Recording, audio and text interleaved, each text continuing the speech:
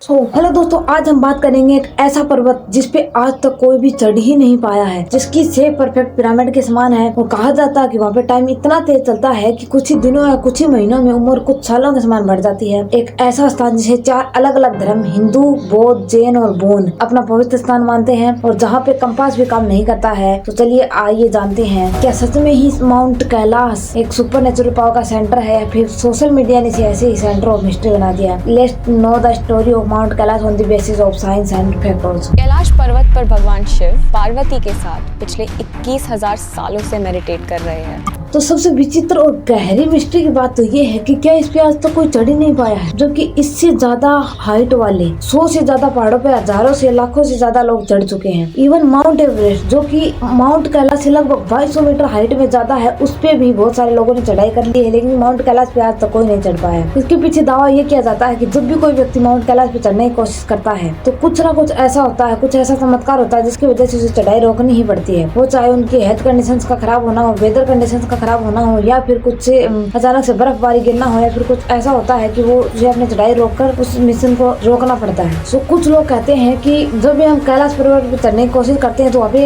एक निश्चित पॉइंट ऐसा है जिसके बाद कुछ अदृश्य या कुछ इनविजिबल पावर है जो कि ऊपर चढ़ने से रोकती है और वो हमें ऊपर चढ़ने ही नहीं देती है और उसी से वहीं से हमें वापस आना पड़ता है। एक बार क्या किया कि चाइना गवर्नमेंट ने डिसाइड किया कि वो ह्यूमन बीइंग तो चढ़ नहीं पा रहे हैं, तो उन्होंने वहाँ पे बहुत सारी वेदर कैलकुलेशन करके, बहुत सारे प्रिडिक्शंस एंड साफ वेदर देख के एक दिन एक हेलीकॉप्टर को ऊपर भेजने का डिसाइड किया ताकि वो पता लगा सके कि क्या है ऊपर माउंटेन के ऊपर। सो उन्होंने जैसे ही हेलीकॉप्टर भेजा तो कुछ ऐसा चमत्कार हुआ कि अचानक से बर्फबारी गिरने लगी, काले घने बादल आगे, पूरा वेदर इतना खराब हो गया कि उनके लिए पूरा हेलीकॉप्टर को वापस लेके आना मुश्किल हो गया। उनकी पूरी की पूरी वेदर का प्रिडिक्शन, कैलकुलेशन और उनके जो हाई टेक्नोलॉजी जो इंस्ट्रूमेंट सब के सब फेल हो गए। उन्होंने हेलीकॉप्टर को जैसे तैसे करके वापस लेके आया गया और उसके बाद 2001 के आसपास चाइना ने माउंट कैलाश पर क्लाइंबिंग को बैन ही लगा दिया था। अगर बात करें माउंट कैलाश की जियोग्राफी और माउंट कैलाश की अगर बात करें तो नक्शे में अगर देखें तो ये इंडिया और चाइना के बॉर्डर से लगभग 100 किलोमीटर दूर तिब्बत के वेस्टर्न रीजन में स्थित है, जिसकी ऊंचाई लगभग 638 मीटर है और ये समहाउ पिरामिड के समान दिखता है ऑब्वियसली, और जो कि समा हो सकता है कि वो नेचुरल भी हो। लेकिन सबसे इम्पोर्टेंट बात है इसका धार्मिक महत्व। कहा जाता है कि इसके 4 अलग अलग धर्म हिंदू, बौद्ध, जैन और बौद्ध चारों धर्म से अपना पवित्र स्थान मानते हैं। और कुछ लोगों का तो मानना है कि ये सेंटर ऑफ यूनिवर्स है, मतलब यूनिवर्स का केंद्र है, जिसकी वजह से इसके चारों तरफ बने गुप्त रास्ते, जो कि ऑलमोस्ट 52 किलोमीटर का एक हिडन वे है, उसके चारों तरफ हिंदू और बौद्ध लोग क्लॉकवाइज डायरेक्शन में पूरे के पूरे 52 किलोमीटर रास्ते की परिक्रमा लगाते हैं। और जो जैन और बौद्ध लोग हैं वो एंटी क्लॉकवाइज दिशा में पूरे के पूरे 52 किलोमीटर रास्ते की परिक्रमा हर साल करते हैं अपने धार्मिक महत्व के कारण। और अगर बात करें इनके अलग अलग धार्मिक सिग्निफिकेंस की, तो हिंदू लोगों में माना जाता है कि कैलाश पर्वत पर भगवान शिव और माता पार्वती काफी सदियों से वहीं रह रहे हैं, अपना ध्यान करते हैं और वहीं रहते हैं। तो अगर बात करें बौद्ध धर्म की, तो बौद्ध धर्म में माना जाता है कि उनके देवता बुद्धिस्ट देवता चक्कर समर और उनकी पत्नी वज्रवाहिनी काफी सालों से वहाँ पे, काफी सदियों से वहाँ पे तपस्या में बैठे हैं, ध्यान लगाए बैठे हैं। अगर जैन लोगों की बात करें तो जैन लोगों का मानना है कि कैलाश पर्वत एक अष्टापथ है और जहाँ उनके पहले तीर्थक ने लाखों सालों तक तपस्या करके कैलाश पर्वत पे लाखों सालों तक तपस्या करके वहाँ से मोक्ष की प्राप्ति कर ली थी। और अगर बात करें बौद्ध धर्म की, बौद्ध जो तिब्बत का बौद्ध धर्म से पहले का धर्म हुआ करता था, उसके बाद वो बौद्ध बन गया, उसके पहले जो बौद्ध धर्म हुआ करता था, उनका मानना है कि उसमें कहा जाता है कि कैलाश पर्वत धरती और स्वर्ग के मिलने का स्थान है, मतलब कैलाश एक ऐसा स्थान है जहाँ पे धरती और स्वर्ग एक दूसरे के साथ कनेक्ट होते हैं। लेकिन जब कैलाश पर्वत को सैटेलाइट व्यू से देखा जाता है, जब हमारे यूनिवर्स में जो हमने सैटेलाइट स्थापित कर रखे हैं, तो उनसे जब कैलाश पर्वत को देखा जाता है तो पता लगता है कैलाश पर्वत पे 2 लेक्स हैं। उसमें सबसे पहली है राक्षस ताल और दूसरी है मानसरोवर। और जो अगर दोनों के लोकेशन की बात करें तो दोनों एक दूसरे से लगभग 2 से 3 किलोमीटर की डिस्टेंस के बीच में ही स्थित है। फिर भी दोनों का जो जियोग्राफिकल कंडीशन है वो बहुत ज्यादा अलग है। मानसरोवर जो कि एक बिल्कुल बहुत ज्यादा मीठे पानी के लिए है, जहाँ पे लाइवलीहुड पॉसिबल है, जहाँ पे जीवों का सर्वाइविंग पॉसिबल है, जहाँ पे बहुत सारे पेड़ पौधे भी उग सकते हैं। तो मतलब बेसिकली वो पीने लायक पानी है उसमें। और दूसरी जो उससे 2 किलोमीटर 3 किलोमीटर डिस्टेंस के अंदर ही है राक्षस ताल, उसका पानी इतना सोल्टी है कि वहाँ पे कुछ भी पॉसिबल है नहीं, एंड लाइक डेड सी उसका वाटर है, वहाँ पे कुछ उगता नहीं है, वहाँ पे कोई भी सर्वाइविंग या लाइवलीहुड पॉसिबल नहीं है। ये काफी आश्चर्यचकित कर देने वाली बात है कि दोनों लेक जो इतने पास होने के बाद इनमें इतना डिफरेंस कैसे हो सकता है। एंड इवन यहाँ तक कहा जाता है कि जो राक्षस ताल है उसका पानी तो कभी कभी अचानक से गायब हो जाता है और कभी कभी वापस आ भी जाता है, इसलिए उसे घोस्टेड लेक के नाम से भी जाना जाता है। एंड अगर बात करें नदियों की तो माउंट कैलाश से लगभग 4 से 5 नदियां निकलती हैं जिसपे लाखों से अधिक लोग पानी पीते हैं। और इवन सतगुरु का तो कहना है कि माउंट कैलाश पे टाइम इतना तेज चलता है कि कुछ 2 से 4 घंटे बिताने पे उनकी उम्र 10 से 15 साल बढ़ गई थी। Unbelievable. In 21 days, I was in Kailash. I took one strand of what is there on that mountain. You won't believe. In 2.5 hours, I was almost 10 to 15 years younger. ये भी दावा किया जाता है कि माउंट जो हमारा यूनिवर्स मूव करता है, मूवमेंट करता है, रोटेट करता है, इसीलिए बैलेंस्ड है या फिर इसीलिए उसका बैलेंस नहीं बिगड़ता है क्योंकि उसे माउंट कैलाश ने बैलेंस कर रखा है। पूरे माउंट कैलाश के ऊपर बैलेंस है, इसलिए वो पूरे आसानी से मूव कर पाते हैं। तो ये इत्तेफाक नहीं लगता। ऐसा लगता है कि इसीलिए कैलाश पर्वत को एक्सेस मुंडी भी कहते हैं। कहा जाता है कि ये पूरा जो पूरा अर्थ है ना, वो ऐसा एक बराबर घूम रहा है सोलर सिस्टम में, इधर या उधर लुढ़क क्यों नहीं रहा है। माना जाता है कि कैलाश पर्वत वो एक्सेस है जो इसको बैलेंस कर रहा है। ओके। लेकिन अगर हम बात करें कि साइंस और प्रूफ के बेसिस पे, को साइंस सिर्फ प्रूफ के बेसिस पे मानता है, तो हम सबसे पहला अगर हम एक जैसा कि अभी हम मिथ मान के चलते हैं, सबसे पहला मिथ ये है कि जो भी कोई माउंट कैलाश पे जाता है, चढ़ने की कोशिश करता है, वो तो या तो मर जाता है, कभी वापस नहीं लौट के आ जाता है, या कोई चढ़ ही नहीं पाता है। क्या ये सच है? तो अगर प्रूफ और साइंस की बात करें तो उसमें ऐसा आज तक हमें कोई प्रूफ नहीं मिल रहा है जो ये सिद्ध कर पाए माउंट कैलाश पे कोई चढ़ने की कोशिश की, वो मर गया या चढ़ ही नहीं पाया। माउंटेनियर्स रिकॉर्ड में या फिर माउंट कैलाश की भी बुक या किसी रिकॉर्ड में ऐसा कोई भी प्रूफ या दावा नहीं है जो कि ये सिद्ध कर पाए, तो इसलिए साइंस इसको रिजेक्ट कर देता है। दूसरा दावा ये किया जाता है कि वहाँ पे टाइम इतना तेज चलता है कि उम्र कुछ ही दिनों में कुछ सालों में बढ़ जाती है। इवन कहा जाता है कि 12 घंटे में ही नाखून और बाल बहुत तेजी से बढ़ने लगते हैं। तो इसका साइंस में प्रूफ ये दिया जाता है कि जो माउंट कैलाश है उसकी हाइट लगभग 6638 है, जिसकी वजह से हमें इतनी हाई एल्टीट्यूड पे हमें ऑक्सीजन नहीं मिलती, बॉडी में स्ट्रेस होता है, और जिसकी वजह से दिमाग को प्रॉपर ऑक्सीजन न मिलने की वजह से ऑक्सीजन जो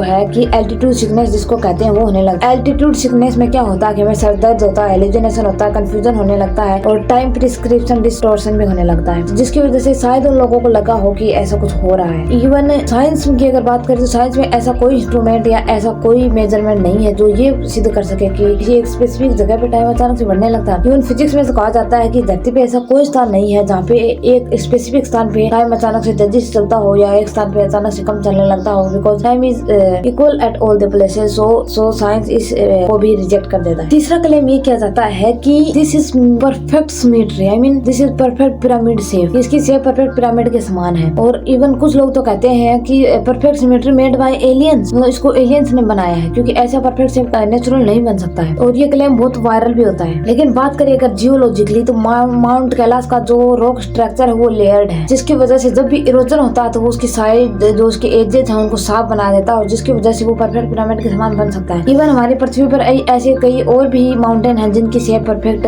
पिरामिड के समान या किसी परफेक्ट और किसी चीज के समान दिखती है। ये मतलब बिल्कुल नहीं है कि वो मेड बाय एलियंस ही है। कुछ नेचर भी कुछ ऐसे करिश्मे या फिर कुछ ऐसे चमत्कारिक स्ट्रक्चर बना देती है जो कि देखने में अनबिलीवेबल लगते हैं, पॉसिबल नहीं होने लगते हैं, लेकिन इम्पॉसिबल नहीं है because some of the structure are exist on the earth that we seems like something similar. ये परफेक्ट पिरामिड का स्ट्रक्चर होना ऑब्वियसली रेयर है, लेकिन ये कम्प्लीटली इम्पॉसिबल नहीं है, इसलिए ये क्लेम भी समहाउ साइंस के अकॉर्डिंग एग्जिस्ट नहीं करता। उसके बाद एक चौथा क्लेम ये किया जाता है कि वहाँ पे कंपास काम नहीं करता है। तो इसके पीछे साइंस रीजन ये देता है कि जो अर्थ का मैग्नेटिक फील्ड है वो यूनिफॉर्म नहीं होता, क्योंकि कुछ जगह आयरन डिपॉजिट है वो कम होते हैं, कुछ जगह अधिक होते हैं और कुछ जगह होते ही नहीं है, जो कि कंपास को टेम्परेरी डिस्टर्ब करता रहता है। ऐसे दुनिया में बहुत सारे एरियाज हैं जहाँ पे कंपास के वर्किंग डिस्टर्बेंस करता रहता है टेम्परेरी, तो ये एक रेयर प्लेस नहीं है जो कि कंपास को काम नहीं करने देता या समथिंग लाइक दैट। तो according to science this is not also the proof of that this is the power of supernatural. ये सबसे बड़ा एक क्लेम आता है कि इस पे आज तक कोई चढ़ नहीं पाया है, और क्यों कोई आज तक चढ़ नहीं पाया, और ये सच में देखने में या सोचने में एक मिस्ट्री की बात लगती है। तो चलिए जानते हैं कि हिस्ट्री की कौन कौन चढ़ा है और क्या वो चढ़ पाए या नहीं पाए। तो सबसे पहले सन 1926 में ब्रिटिश एक्सप्लोरेशन अटेम्प्ट, जिसमें ब्रिटिश माउंटेनियर वुड रोटेलेस ने माउंट पे चढ़ने के लिए अटेम्प्ट किया था, लेकिन एक्सट्रीमली हार्श वेदर कंडीशन होने की वजह से उन्हें ये प्लान कैंसिल करना पड़ा और वो चढ़ नहीं पाए थे। उसके बाद सन 1936 में ऑस्ट्रेलियन माउंटेनियर हार्बर्ट टिंची ने इंटरेस्ट दिखाया था, लेकिन रिलीजियस रेजिस्टेंस और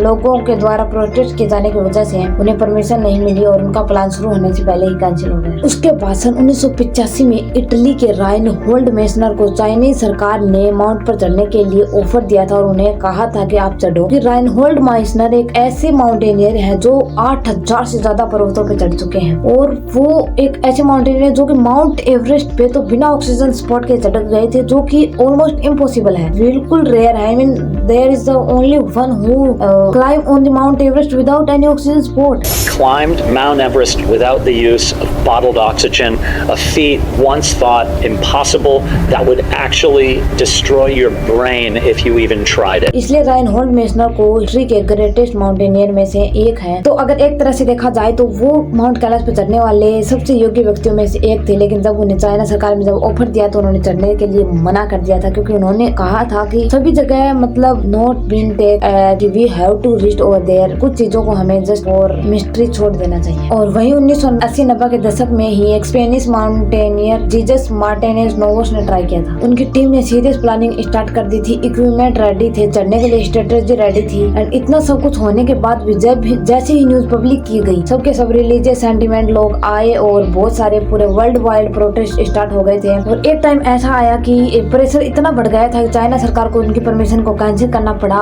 और एक टाइम के बाद बहुत सारे प्रोटेस्ट के बाद चाइना सरकार को क्लाइंबिंग पे बैन लगाना पड़ा और इसी वजह से उनकी क्लाइंबिंग बंद हो गई और चढ़ने से पहले ही रुक गई। तो इस प्रकार 2001 के आसपास चाइना सरकार ने क्लाइंबिंग ऑन माउंट कैलाश पर ऑफिशियली बैन लगा दिया था। तो अंत में निष्कर्ष ये निकलता है कि माउंट कैलाश पे कुछ लोग इसलिए नहीं चढ़ पाए क्योंकि इम्पॉसिबल था, बल्कि इसलिए क्योंकि उन लोगों ने डिसाइड कर लिया था कि दुनिया की हर जगह या हर चीज जीतने के लिए नहीं होती है। कुछ जगह ऐसी होती हैं जो कॉन्कर करने के लिए नहीं बल्कि समझने के लिए होती हैं। तो शायद माउंट कैलाश का असली रहस्य उसके चोटी में नहीं बल्कि उस पे ना चढ़ने के फैसले में छुपा हो। तो कमेंट में बताइए आपकी क्या राय है, आप क्या सोचते हैं कि what is your opinion on the mount Kailash. तो आज का वीडियो इतना ही, पापा।